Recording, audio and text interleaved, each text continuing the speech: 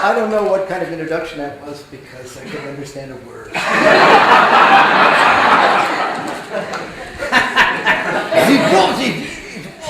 know he comes around. You know, I wasn't even going to mention this stuff until Claude comes up to me and says, "You can talk about anything you want, but go easy on me." Claude, have I ever said anything about the world that's turned out to be wrong? The wrong is a big term, but a bit extreme. A bit extreme. Very interesting. Yes, so there was a lot of confusion. Wait, what happens here? Ah, yes, I just wanted to, that isn't, yes, well, first I wanted this. In spite of all that, I want to thank Claude. And also Carrie. Carrie, I don't know how many of you know this, but if you get into a thing with Carrie, you get emails at 2 in the morning, 3 in the morning, 4 in the morning. It's a full-time job, it seems. I asked her if she got paid overtime. She said no. Oh, but then I did want to just mention, since I thought we were going to play first, and Claude keeps changing his mind because he thinks, you know, maybe that if we play the music after, they'll forget what I said, so blah, blah, blah. So I did want to mention that I was originally going to play with Alexei, this wonderful cellist from Boston, an old friend of mine who I played with in the summers before, and a woman named Gabby Diaz who yesterday got chickenpox, or no, shingles, right. So I called someone I've known for many years but never dared play with, Mira. Mira and I both studied with a 100-year-old man named Roman Totenberg. Now, I didn't take enough lessons, and I don't think Mira ever needed a lesson. Anyway, Mira, as you will see, is a great violinist, and I just thought I'd alert you, is playing this concert as she does. She has a series at the Yacht Club, so keep that in mind. Okay, since Claude insists, we better talk about genomes. There's this funny thing that musicians think that scientists are so smart and they can't be scientists, and scientists think that musicians are so talented they can't be musicians. And of course, it's all bullshit. It's just a question of what you work on. And to show you how, I'm sorry to say it, stupid scientists can be, consider that remark that appeared in an editorial in the world's leading scientific magazine, Nature. This appeared last year. There appears, people do these genome sequences, everyone knows what that is. You sequence all the bases, right? And there are billions of them. And so then you line them all up and you look here and you look, they look the same. So how come one makes a dog and one makes a human? And so then they say, oh, I never faced this problem. There must be information from outside the genome. And then they say very strange, they use very weird words like epigenetics and so on. It's the most bizarre thing. So, but they do it quite on purpose because they know this gets money and so on, because 2 other famous scientists and myself wrote a brief letter saying this is the stupidest thing we ever heard. And after a huge Sturm und Drang, they published it. What was interesting was, the reason they didn't want to publish this, they said, of course we'll publish this, but we're going to fix it up a little. So they rewrote it so you could absolutely have no idea what we're talking about. So fortunately, Oliver Hobart and Eric Davidson, they had more patience than I did. And finally they published it. But it didn't matter. 3 weeks later they wrote the same thing in another editorial. So what in the world is going on? What could it mean to say that there isn't information in the genome? The information is coming from outside the genome. Of course, it's complete gibberish. You should just know that in advance, whatever else I say. So, where did they go wrong? What is it they don't know in this modern age? Well, now why didn't, just a second. I just want to know what's coming, so I want to do this. Did that work? Yeah. Okay, so now we can go bingo, bingo, bingo, bingo. Okay, here's the thing. All animals and most plants, see, Darwin looked at the easy part of evolution. All animals and plants have the same enzymes and pretty much the same genes. And once that was all somehow figured out by evolution, see, the weird part about evolution is what happened before that. And of course, Darwin didn't know about that. If he knew that there were bacteria that could grow in slime mold and stuff, I don't know. So all he knew was this, and that all happens very fast. You know, the first time in my life I had to write something about the origin of species, and everyone tells you how wonderful a book it is to read. It is completely impenetrable. But I discovered on my Kindle that there's a guy, a really smart guy, who took every sentence of Darwin and simply cut out the unnecessary words. There's a lot of bloop, bloop, and you cut that out, and you get this magnificent thing. And so I read it, completely stunned. And you know, you learn so many things. For example, he says, proof that domestic selection works is that we have all these breeds of dogs, but we don't have breeds of cats. And that was 1860. Now, I showed this to my cat. You get the idea. Evolution happens, once you get to a certain stage, extremely fast.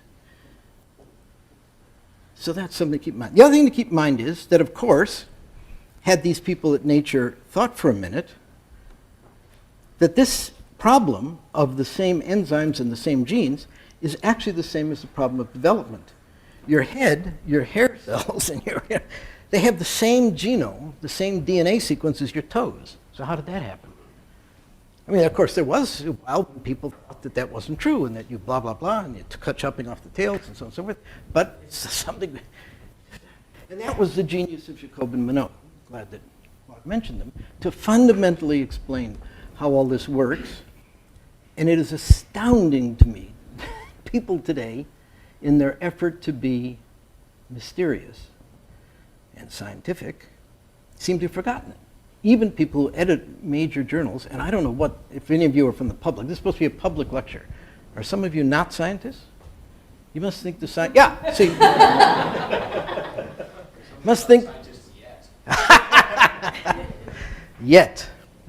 That reminds me, I have a physicist friend who was, he's died now, but he worked for the great, he was at Caltech with the great Feynman. And one day they went in for a lecture by a guy who had come back from Italy with the word on biology. And so they all file in, there's Pauling and Schwinger and all the greats. And he's sitting next to Feynman.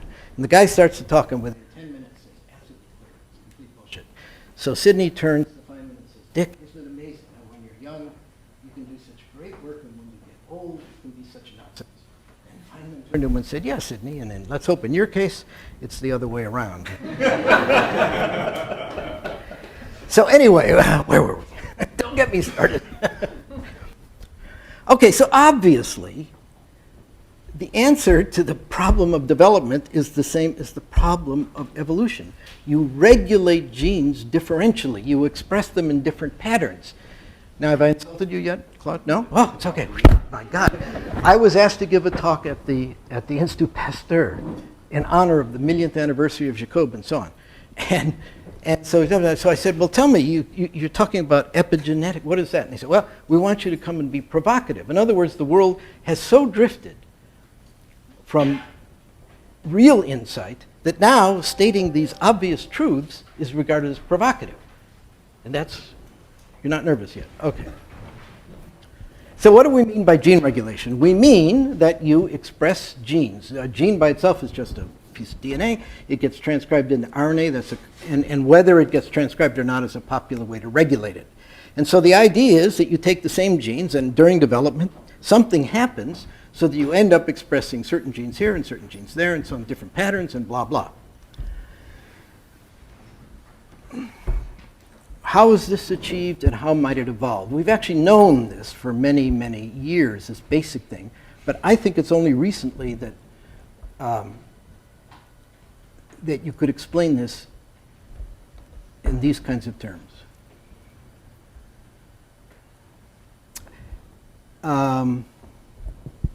Keep in mind this remark too, which is an incredibly brilliant remark by Popper. It's not that you just look at, of course you have to look, of course the modern way of doing science, which is to look at everything and learn nothing and publish junk because you can't understand it, nobody else can understand it, you can do a lot of equations and so on. The old-fashioned way is to look at one thing, understand it, and understand it until you finally get down to the elementary principles, and then to the extent you can, looking around, you generalize. That's how science works. That's why so much science is junk today, because people forgot this. But even more remarkable is this remark of Popper's. When you first see something, you don't know everything you're seeing is what its real meaning, what its implications are. And it's only as life goes on that you look back and say, oh my God, it was all there. So basic models tell us more than we can at first know. It's an incredibly smart thing to say. Now, can you please remember that life evolved? See, most molecular biologists and people like the editors of Nature and the genome guys like Claude and so on are basically creationists. Because everything is, it's a mystery. You know, you got, oh my God, it's so infinitely complicated and it's this and it's that. The fact is it evolved. Now, the problem with evolution, the thing that's hard to think about, is that it has to go in small steps. Read Darwin. You can't just bloop, make a fancy machine. So if you see a fancy machine, your problem is to figure out what are its component parts and how could it happen. And in fact, one of the things Darwin says is you must take something that works and just make it work better. So I'm going to show you how you do this.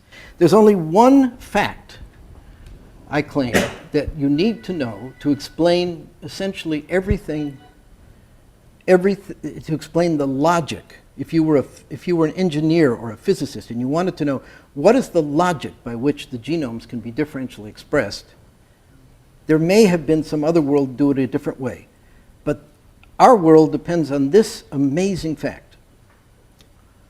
I wonder what the creationists would make of this if they ever understood it. This is called an alpha helix. It's part of a protein, right? So a lot of proteins fold into all these gizmos, and one of the things is a tube called an alpha helix. And things stick off the outside of the alpha helix. Fine. Minus pi, and so on. Then it turns out that an alpha helix fits into a groove of DNA.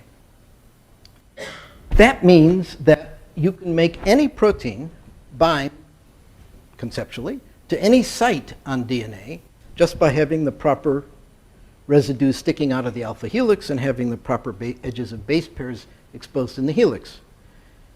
I don't know what life would be like if this weren't true, but if you just give this as a starting fact, we can build an enormously complex regulatory world,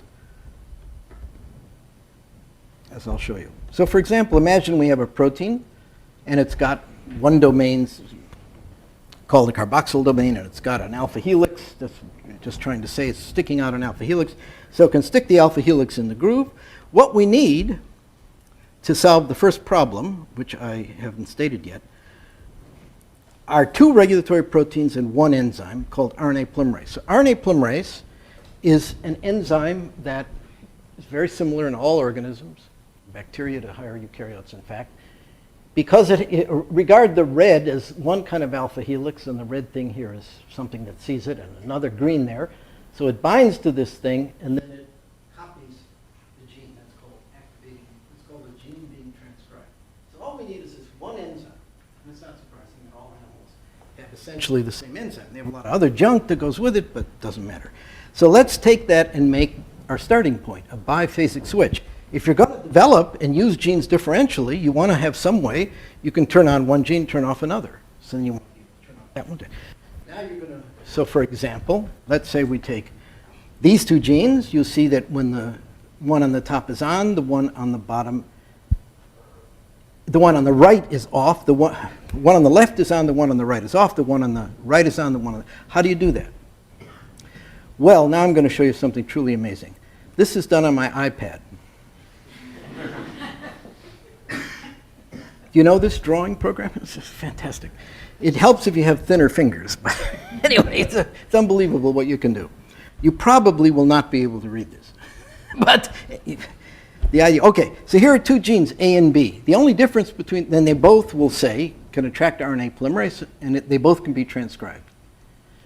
The only difference is that A has a little yellow, you see that little yellow gizmo? Does this work?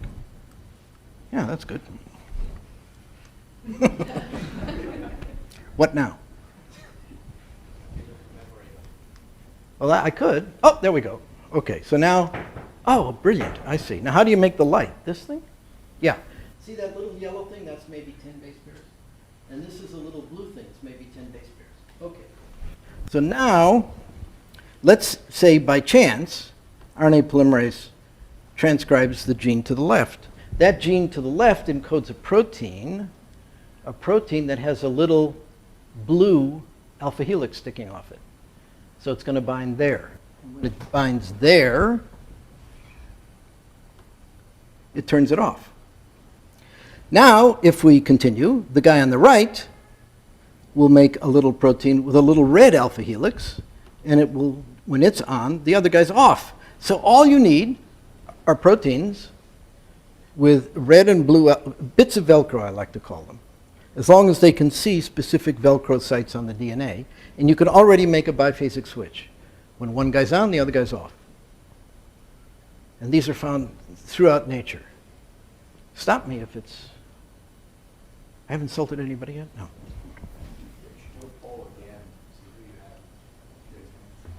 Okay, now we need to do the evolution, the thing that selection does. We have to take a biphasic switch and make add-ons. The add-ons are going to make the thing work more and more efficiently so that we have a very efficient state of gene expression, on, off, and then we can switch them. Because this thing is not very efficient, obviously. It's a little bit of this and that.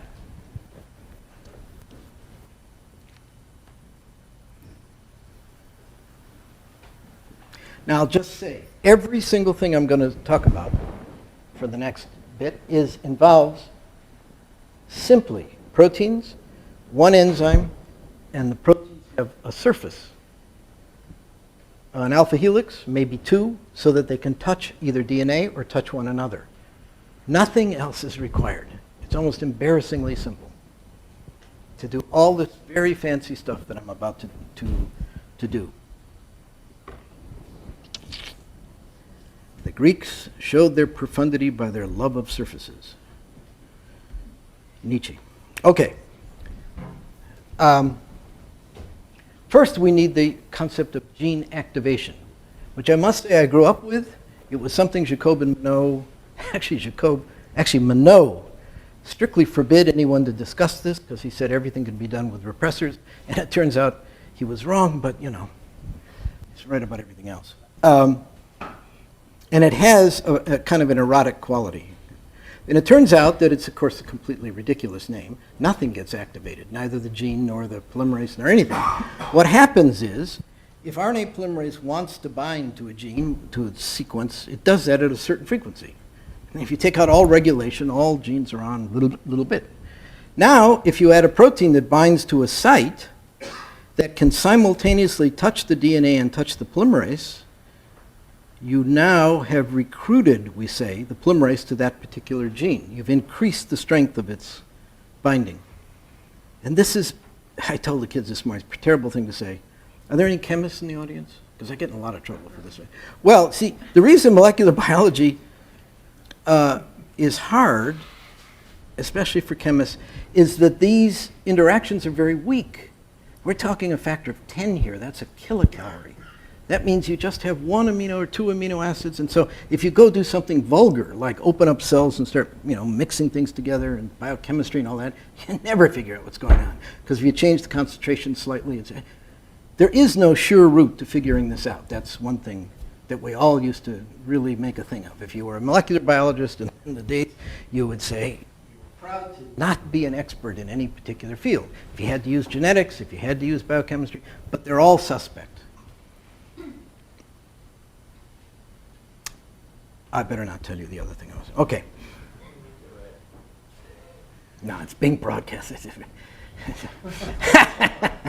I'll tell you later. It's actually good.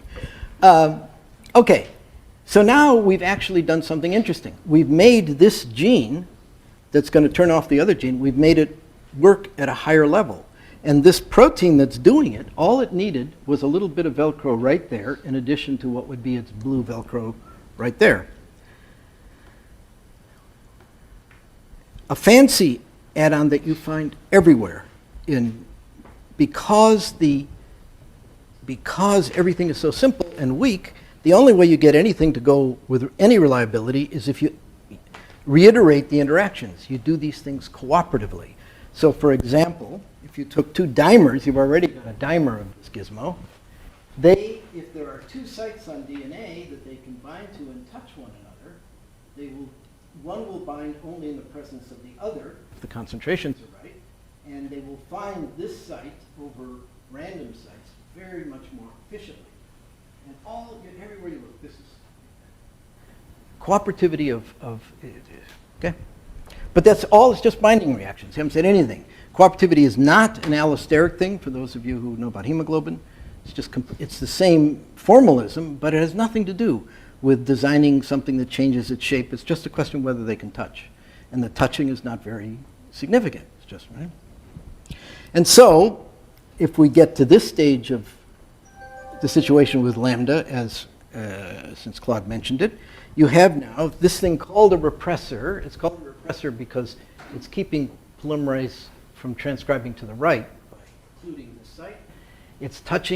They're touching each other, and it's touching polymerase. So it's activating this gene as it's repressing this gene. The activation is, again, not a big deal. It's 10 to 50-fold. But that's biologically a huge effect. But let's make it even fancier. What we need now are various feedbacks. So for example, here's a positive feedback. Whoops. Yeah. So now, this gene that the repressor that this thing, we'll call it the repressor, is turning on, is in fact the repressor gene. So the repressor gets made and it feeds back and it keeps itself on. This is an autocatalytic positive feedback loop. You have two kinds of loops. Double negatives, like we started out with, and positive feedback. If you combine them, lambda has everything. Lambda has both the double negative and the positive feedback. But this idea is actually incredibly important because there's this whole issue of how do genes stay on once they're on? And the answer is, in the lambda case and in many, many other cases, the way it works is you huff and huff and huff, huff, huff and so on, and you turn on a gene, that thing feeds back, turns itself on, and it turns other guys on and off. So you maintain states of differentiation this way.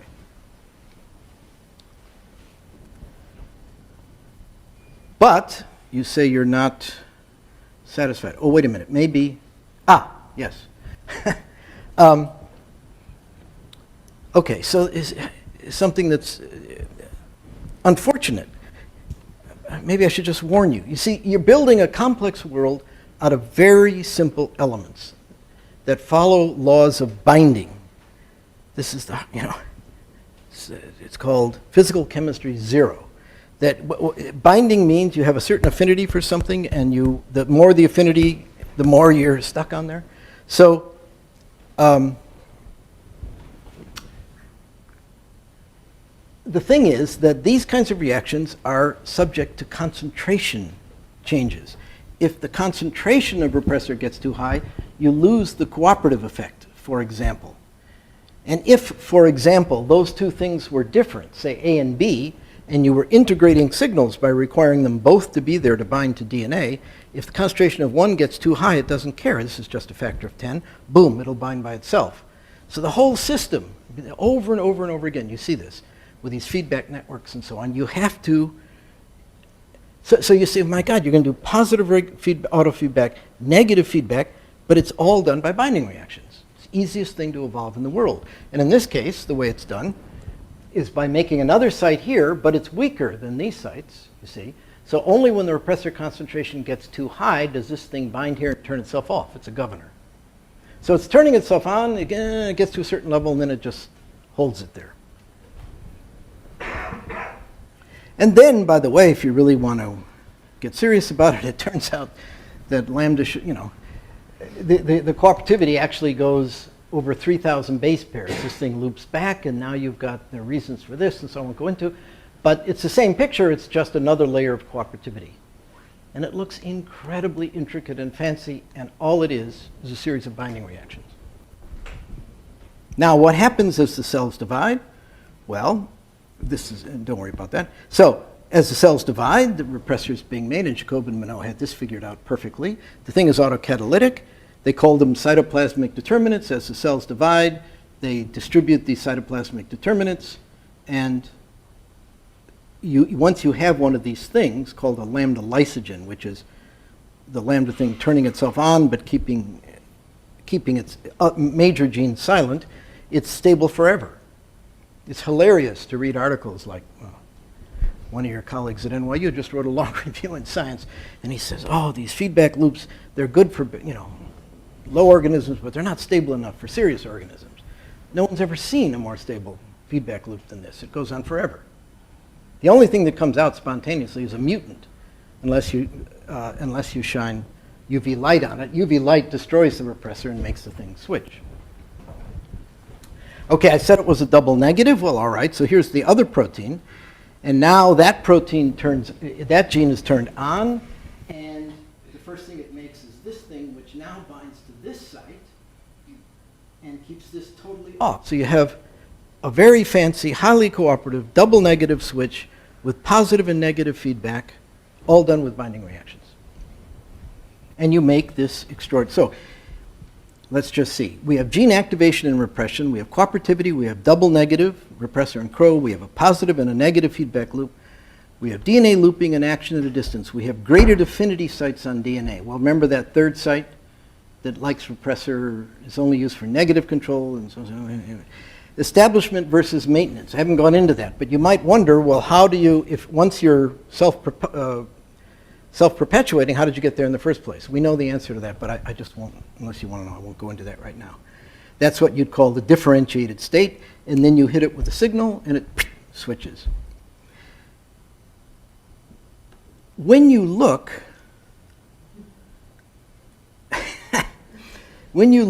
at, I asked Levine, I said, Levine, can you show me where, and he said, what? So these guys who do these experiments, and basically what they find is that high organisms are a million lambdas. There are all these circles and cycles and feedbacks and so on. It's all the same kind of proteins. It's all the same, And in fact, just to give you a quick example,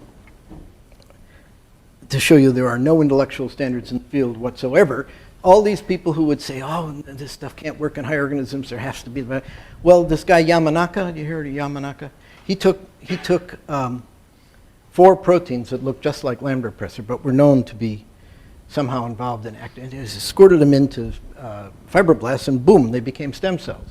And then they turn themselves on, it's autocatalytic. I mean, obviously that's how the world works. So the world is a bunch of lambdas. And so, Popper was saying more than he knew. And my favorite remark about all of science, perhaps, is this one.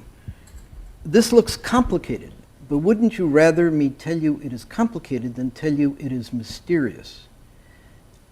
Isn't that the point? That you're trying to, and of course maybe it's a religious thing, I don't know, but there are always a lot of scientists, and it's the same guys, by the way. They'll publish these long reviews, and the conclusion is it's all very mysterious. We don't really understand it. You can't make those simple statements. So it keeps everybody busy, and nobody can practice, and so on. This was said by Homer Kelly, the great author of the famous book, The Golfing Machine. The Golfing Machine looks like a physics text, and very few people can actually read it. But the ones who have and understood it found understanding of various ways to swing a golf club. But this guy was a very deep guy. Okay, how much time have I taken? We cut on your concert. We cut on your concert. Well, we're supposed to go. You want me to stop? Because I'm just getting on to the stuff that will cause trouble. No, I got to show you one more thing. I got to show you one more thing. The lambda thing, so we still haven't gone deep enough. We still haven't generalized enough. And I just want to show you what I think is the most profound thing to come out of it. When I said, let's go here. When I said that the activator helps the polymerase bind, what is the activator doing? The activator is giving specificity to the polymerase. The polymerase can work on any of 3,000 genes in bacteria. Which one it works on at any given time depends upon what activator is present. The activator just, binds it to gene A, binds it to gene B. That's why, you see, that's consistent with saying that we have the same enzymes, RNA, the polymerases, the ubiquitolases, the splicing enzymes, the blah, blah, blah, blah, blah, as all the other organisms. What's changed is not the enzymes. What's changed are the recruiters. These little protein gizmos that have, sometimes RNA, by the way, that have one surface that Velcro that recognizes the target and one Velcro that recognizes the enzyme. That's basically how all the world works, and I'm going to show this to you in an amazing. Yeah, so what's an activator? An activator is something, as I've said, which has a bit of green that sticks to DNA and a bit of red that sticks to the polymerase, and that likes this part of DNA. So they work together, all these contacts, but they're all binding reactions. So if we have a big machinery, as we do in eukaryotes, it's exactly the same principle. If we have any other enzyme, to a first approximation, the specificity in the sense of what you see, of what you work on, depends on these reactions, binding reactions outside the active site. Now, some of you are thinking, well, wait a minute, there are 6 million kinases. But all the kinases are identical. They're either serine-threonine kinases or, what's the other kind? Thank you. So how does it know who to work on? And the answer is by recruitment. So let me show you how this works. A series of binding, and I'm going to show you, here's the rule. There's something called signal transduction. So a signal hits the cell, there's an incredible huff and a puff, and you end up transcribing a gene. What it turns out, and this is the scary part, the scary part is that at every step of the huff and a puff, you have to have a proper specific binding. And that can go wrong easily, but I just want to first impress upon you this point. Where there are enzymes involved, the enzymes, oh my God, kinases and so on. All a kinase does is make a binding site. Puts a little knob on something, and now something can bind to it. That's all. It doesn't have any. Both kinases actually have this property. Okay. There is one slight thing there, that kinases do work on each other and make themselves more active, but then the kinases go and make binding sites. So there's nothing logically wrong with that point of view. So now let's see if this works. Here we have what's called a growth receptor, and this is the growth factor in a mammalian cell. Now, okay, so now what happens? There we go. Come on, big fella. Whoa, okay. Stop. Whoop. How do I stop it? Help! Oh, no! Does anyone know how to do this? This is fantastic if you can get it to work. Okay, now I just want to be able to stop it. I can't do it. Do you know? Does anyone know? What? I think it's just an animation. It's not gonna. It's just an animation and you can't stop it? If it's just an animation, Okay, I'm going to try to describe it and then, okay, look, but if you just see the first thing, you're already going to be horrified. One of the contributors to cancer, as many of you know, is the overproduction of these receptors. Now, why is that? Why does overproduction matter? Because all that you have to do to signal the pathway is for the two guys to touch one another. And in fact, a point I haven't made, but there's all kinds of complications thrown in to confuse you to keep these things apart, because when these things happen spontaneously, they cause trouble. So you've got these very simple reactions that are made to work. So the way here's the I'm just going to say it as it goes along, and we can always go back. So the receptor binds, and it brings these chains together. The chains now put phosphates on. That binds something called GRB2. SAS now works on RAS and turns it into a binding site.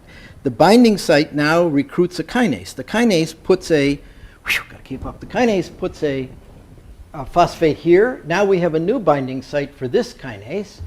And now that thing works on an activator, puts a phosphate there. These guys now bind together. And once they're a dimer, they're bound. They can go into the nucleus. They team up with other proteins. They bind cooperatively, as we've seen. They turn on the gene. The gene then goes RNA.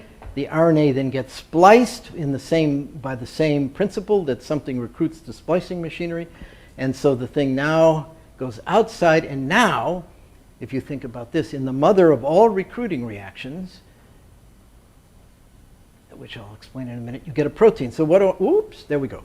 So let's just think a minute. We're saying recruitment is giving specificity to enzymes. Well, there's this big enzyme that's going to make a protein by reading the code, reading the RNA, reading the triplets that are, reading the amino acids that are bound through the adapters to the messenger RNA. So it's these binding reactions of the triplets, for those of you who know what I mean, the three-letter code and all that, that gives this enzyme specificity. Is that clear? In other words, it's something we've known forever, but you would never have thought to put it this way. In other words, nothing changes in evolution, except, do you want to go over that again or not? Nah, nobody cares. Okay. Now, why do I bother telling you this? Well, let me just try this on you. And this is where, well, I don't know, I get in, try this. How do you do this? Damn. How do you jump to a slide? Does anyone know? It never works. Screen down there, just to the left of where you are. That one? That one. Yeah? Should work. It's the terrifying words of a computer person. Should work. Okay, look, forget it. Here's what I was going to tell you. It doesn't matter. Just you can take this or leave it because it's too depressing. It doesn't matter. It's just I'm going to say what's on those slides.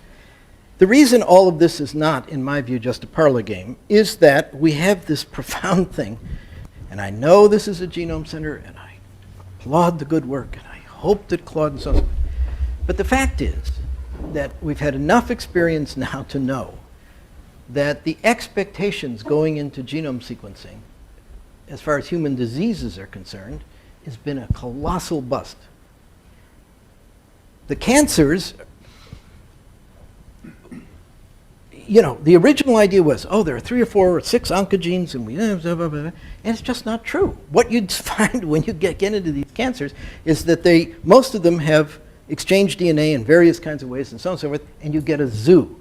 Now just think about it. This whole system depends upon the proper recruitment of this kinase to here and this to here, and the concentrations have to be right and so on. So now, if you start doing this evolutionary experiment that cancer cells do, which is don't do anything proper, just grow, and they can scramble their DNA and hook anything to anything and make fusions of things and so on, of course everything goes berserk. And of course, and you know, at the moment, the big hope is that you'll be able to get mutations that fall into pathways. So then you can always say, well, there are 200 things in this pathway and so on and so forth. That might be true. So let's hope it's true. And then I don't know what good it'll do you, but let's assume that's true. But it may not be. It may be that you actually just lose specificity, and the whole concept of the pathways that exist in ordinary cells doesn't exist once you start deleting and overproducing and doing all this stuff that you infusing and all this stuff that goes on in a cancer cell. And that's why, you know, you can say what they want. The fact is that, as far as I can tell, you get my point. And for other diseases, you see, a disease is not a big deal in the biological way. I mean, if you get schizophrenia or autism, it's not like you're not, you know, it's like, you say, oh, for a fly, you'd say, well, it's, you know, it's just a little crooked. It's not really. But you know, I know some people who believe, and I don't understand this stuff well enough, but who firmly believe that the evidence is now really rather clear that where you sequence, you can honestly evaluate all these cases of autism and schizophrenia and so on. The best you can see is that there are duplications and deletions. So what's happened is the gene dosage has changed. And there are some diseases where we know, what's that awful one? Damn. If you have 2 copies of the gene, you take one away, you get the disease. It's a horrendous neurological disease. If you make an extra copy, you get the disease. So obviously, that's all that's changing. And so I guess I'm just trying to tell you, to forget what I'm saying. Claude is right. This is absolutely, you have to adopt Gramsci's saying, pessimism of the intellect, optimism of the will. I don't think any of this stuff's going to work. But you're young, you have to carry on and do it before I get Alzheimer's. Okay, any questions?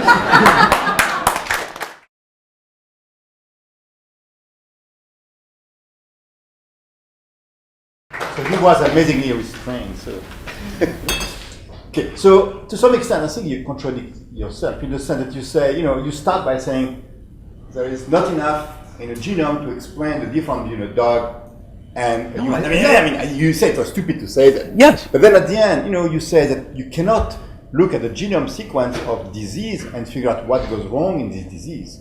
So maybe there is something true about sequencing genomes of patients with hereditary disease and be able to find what the defect. Not going to be one patient, but if you see 1,000 of them which have the same disease, we might be able to find the pathway. So far it's failed.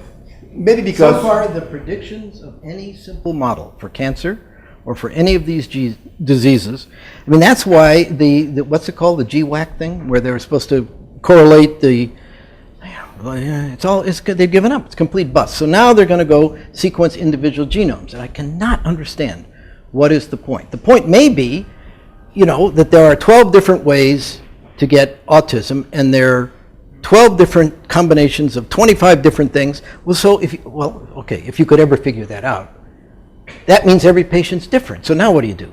And anyway, but every patient will be different. But every patient, they will all share something in common. Which maybe. No. So one of the regulatory paths will be affected. Anyway, any questions? Hello, with him. Let's just say, if we'd had this discussion 5 years ago. I might have agreed with you, but I think now... Now? Yes. And now you disagree with me? Boy, that shows you something. Yes. You're talking there about the issue. The issue becomes, like you said, if there's a whole bunch of stuff that can go wrong to cause a specific effect, specific disease, then what we need to do, why not sequence the individual genome and then custom tailor something to treat specifically what we're... Well, how do you know what you see has anything to do with the disease? You just see a bunch of changes. A lot of them are completely irrelevant, and you just don't know. And anyway, they happen. Most of these diseases, of course, are developmental diseases, so it doesn't do you any good anyway. But that's beside the point. But it's things like cancer, though. What are you going to see? All you see is a zoo, and every tumor looks different. Well, you'll see lots of different mutations, right? Mm-hmm. So what if if you're able to, if you have a way to correct each of those mutations? Well, you don't know. You look in the DNA, and every clone, every metastasis, everything. Now, some people will say there are certain cancers for which this is not true. But for example, a recent paper just appeared by the big genome guys in England, Campbell and all these guys. And, they make a big thing out of the fact that 2% of all cancers have this bizarre rearrangement where they all look like they underwent a crisis, and they all made translocations and breakages to this one point. 2%. So I wrote him and I said, what about the other 98%? He said, they're just a total mess.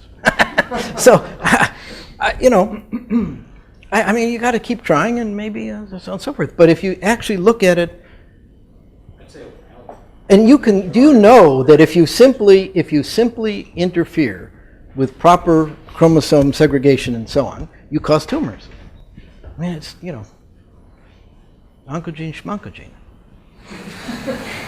Yes. So you said that in a lot of these cancers there's a possibility that the cells just lose all specificity for doing particular biochemical reactions following the regular pathways. No. Well, let's just be a little careful. What I was suggesting was that see, people always talk about the pathways. We're going to figure out what pathway has gone wrong, okay? So the pathway that they're thinking about goes like this, like this, like this. It makes a protein that binds its friends to a specific site and turns on a certain gene. But now, what happens if you make 10 times too much of this protein? It'll bind to other sites, turn on other genes. So the concept of the pathway is gone. Or, for example, you never see, one of the first famous oncogenes was Sark, because what you see, and what I didn't have time to talk about, is that all these enzymes are protected against the scary ones aren't active unless they're with their proper substrates. So the kinases tend to come folded, you know, and then they go whoop like that. So Sark is the most famous one because, I don't know, I remember the history. But the point is, if you open Sark and make it active and just stick it in a cell, boom, everybody lights up and psh, nothing happens. You know, you very quickly lose specificity. And in fact, I'm told, if you simply add a phosphatase inhibitor, because kinases are always working against phosphatases, if you stop the phosphatases from working, boom, all the signal transduction pathways light up. And so it's just, you know, it's kind of this computer, people work on systems biology, right. Oh, I can't talk about that. You know, systems biologists have this wet dream that, oh, everything's working. And they're all in contact with one another and so on and so forth. Well, the problem is to keep them separate. You're taking common elements. I mean, the amazing thing about life is, and it is amazing that it works. Not that it doesn't work, not that things go wrong. It's amazing that, you know. And then all kinds of things are built in to try to prevent those things from happening. You have a question here. What about in breast cancer? Because you do have certain genes that have mutations in the LCA1. Well, you look, as I understand it, I don't want to get into a detailed discussion of this because, you know, I never look at the raw data as they say. I just know what I hear from people. Okay, so as I understand the basic facts, there is an inherited form of breast cancer where the family has this mutation, BRCA1. Okay, if you get the BRCA1 mutation, you have a higher probability of getting a tumor. Now, every single one of those tumors has associated with it a bunch of other mutations. After all, they don't all get, right? So it's the other mutations plus the BRCA. And you can't quite make sense of it, the other mutations. But anyway, this was the reason, this was the great hope. Aha, now we see what's at the heart of breast cancer are these BRCA mutations. Turns out 90% of breast tumors don't have a BRCA mutation, right? So there are other ways to do it. That's the problem. It's where you have, and that's why it's so difficult, you know, where you have a clear-cut case of genetic inheritance, and you can see there's a Mendelian thing, you know, you can say something, but for most cases it doesn't hold. It's very disturbing. There are some cases that does help. 10% of all breast cancer cases still have the Yeah, I absolutely agree. The colon cancer was more susceptible in that APC was actually mutated in a lot of sporadic cancers as well, isn't it? Look, colon, my understanding is, the reason colon cancer is not a problem anymore is because of colonoscopy, not because of anything that those guys down there did. I mean, the tragedy is, you know, biomedical science has not done as much as electrical engineering and all those guys for curing cancer, right? You still, anyway, yeah. So, if you don't believe that this kind of digging into the genetics of the diseases is the way to find the problems and solve them, what do you suggest? That's a strong way to put it. It's a way. No, I have no criticism of anyone who's been doing this. I'm just commenting as I snooze on the sidelines and drink my mint julep. I'm just amazed at the fact that it is working. So, okay, so the history of treating something like cancer.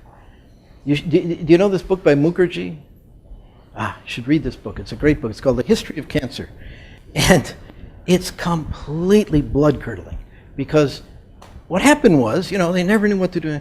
Then they discovered that poisons, the chemotherapy they give, kills cancer cells, and it usually kills the patients too, but it didn't matter.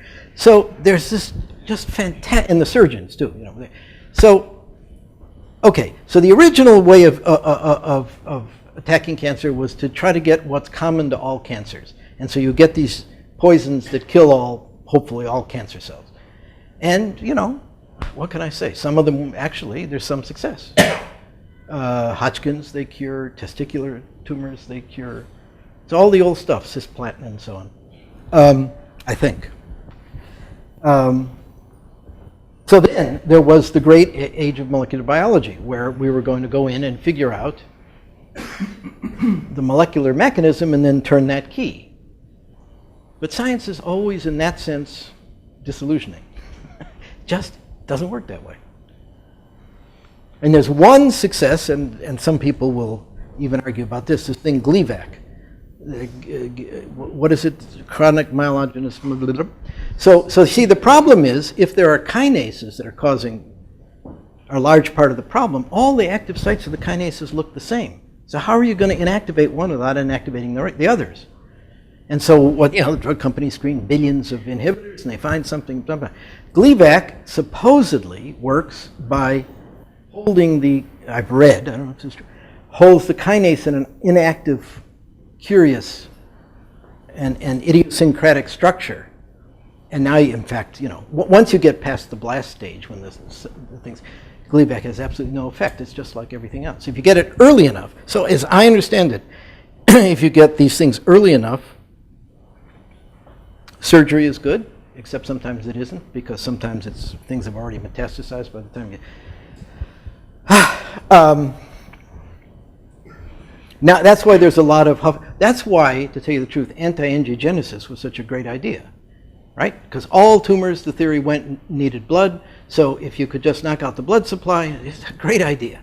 I don't know, it just doesn't work. I have no idea why. But Mark, the question is that if you believe the genetic approach doesn't work, what would you suggest to do now instead? So, next question. Just want to give up. Kill yourself. I mean, so you say just disappointing so far, but you hope that one day you're going to be able to get. I'm an optimist. Well, the good thing is, I'll tell you the truth. The good thing is, it doesn't matter what I think. I'm not going to affect what anybody does. Just give me something to think about. No, I think people do listen to us. Yes, and to you at least. Maybe not. Well, they can't understand you, Claude. How can they? Susie was there. Let's have a concert.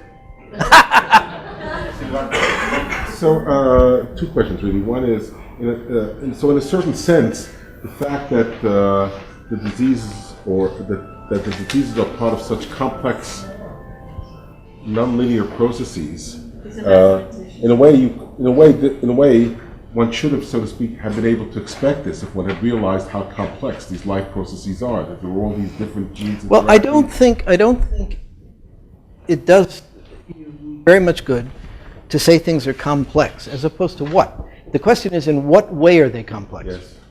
And they're complex in a particular way, I believe, in these systems because they evolved by these very simple components.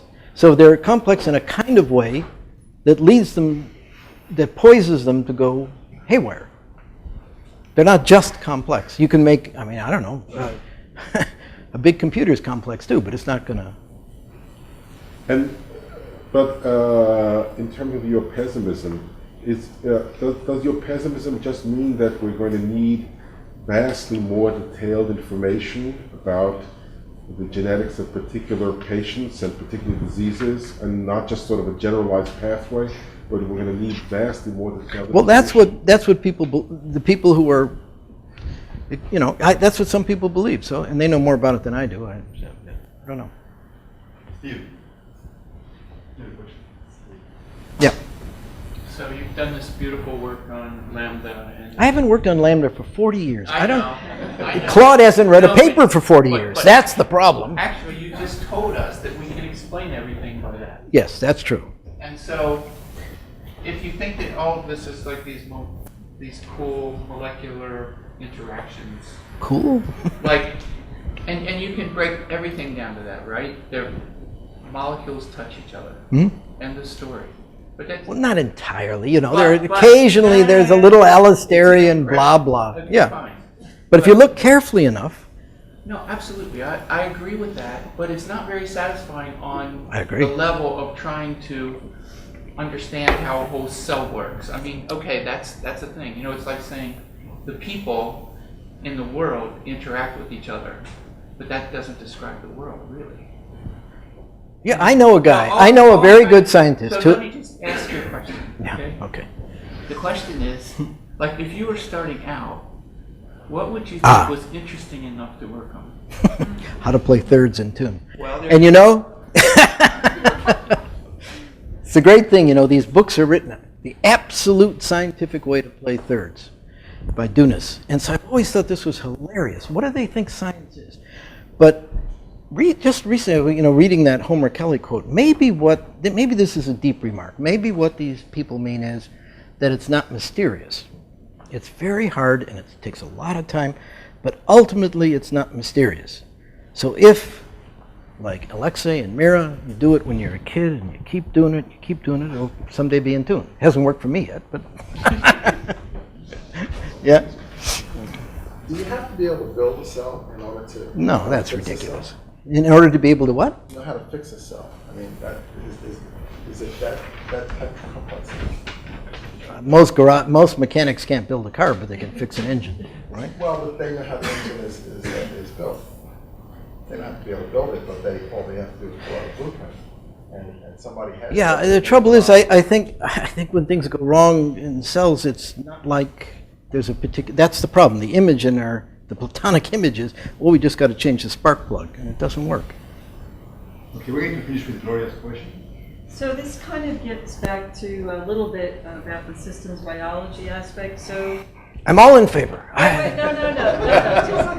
I think the problem with medicine and thinking that a human disease is due to one gene, it's not the gene, it's the interaction of that gene product with the rest of the system. And because of the rest of the system varies so much, all of us, it doesn't manifest itself as what the gene does, but it's interactions with the rest of the system, which is why you probably can't. That's a very good point. There's a fantastic amount of heterogeneity in populations. And so what will have an effect here and won't have an effect there. And as I understand it, and I didn't check in recently, but as of a couple months ago, the simplest thing to analyze, you think, in the world would be height. Because it's strictly inherited, right? I do know that. And look in the genomes, nothing. And then these weird things happen, like suddenly the Dutch got to be big. Nobody knows why, you know. Their genes didn't change, obviously. So, information outside the genome. So, yeah, no, this is absolutely... Well, or it's just a complex set of genes that don't match to anything. Yeah, there's probably, probably some kind of background there where when, yeah, that's a very big problem. But it is genetic, because I do have a son that's taller than Okay, so we need to move to the second part, which is actually the concert. So, Mira and Alexei are going to join Mark for... And Alexei? Yeah. So I should tell you, when Claude asked me to do this, he says, well, you have to do some science and some music.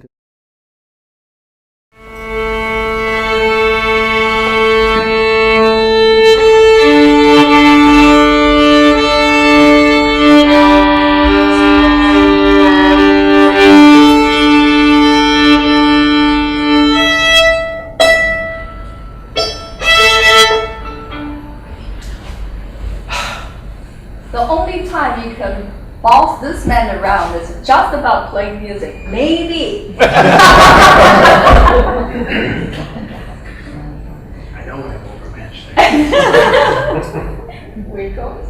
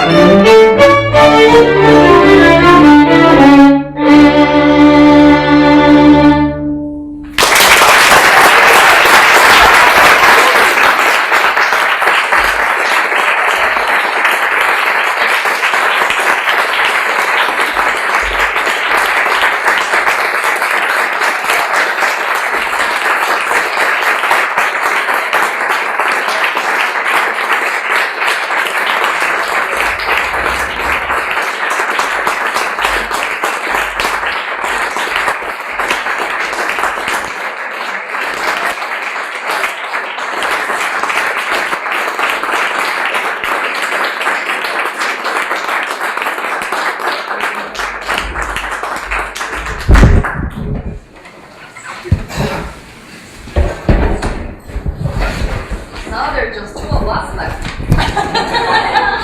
Everything all quick. You're not waiting. We'll be together. Let's do this one.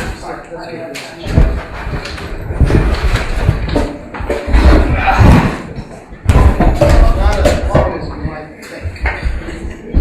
It's a duo by the young.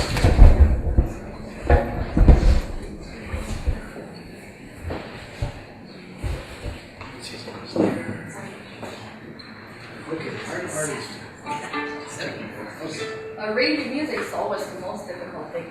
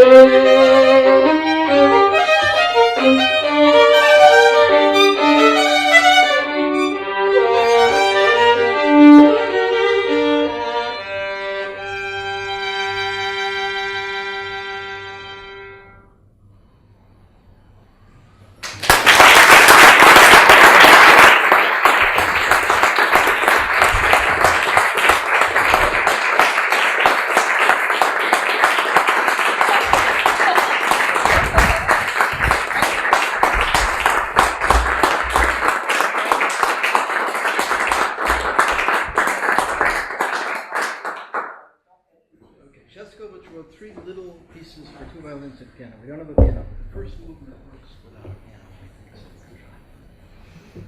The piano plays.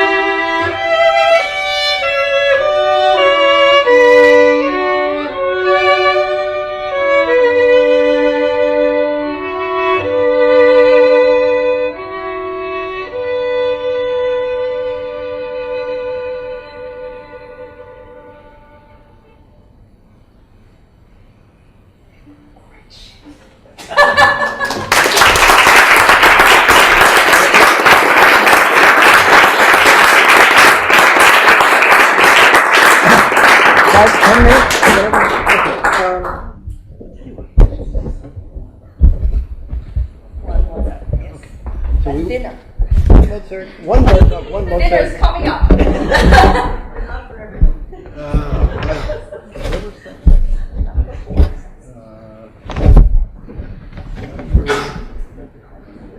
There we go. So Bartok, as you may know, wrote all these lots of duos for 2 violins, which are, yeah.